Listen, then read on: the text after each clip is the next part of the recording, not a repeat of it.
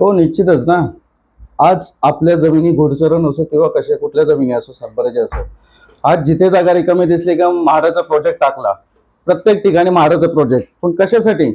आज मुंबईवरून वस्ती येते आणि इकडे बसते. मग गावकरी मंडळींनी एवढी जागा राखून ठेवलेली आहे ग्रामस्थांची. मग ती कशासाठी? यांच्यासाठी का? जे म्हाडाचे प्रोजेक्ट बसवलेले त्यांना सुविधा नाही देऊ शकले हे लोक. मग गावकऱ्यांच्या उरावर कशाला येऊन बसवतात ही म्हाडा? गरज काय त्यांच्यासाठी?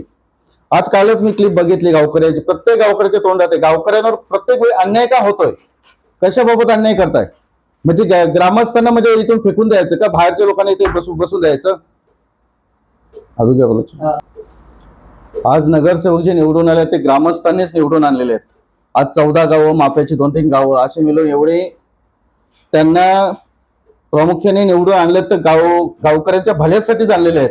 मग त्यांनी तर प्रत्यक्षित एकदम सपोर्ट 100% सपोर्ट केला पाहिजे त्यांनी. असे कोण नगरसेवकांनी नकार द्यायलाच नाही पाहिजे का माझा सपोर्ट नाही म्हणून. गावकरीच नगरसेवक बनलेले आहेत तर त्यांनी सपोर्ट करायलाच हवाय.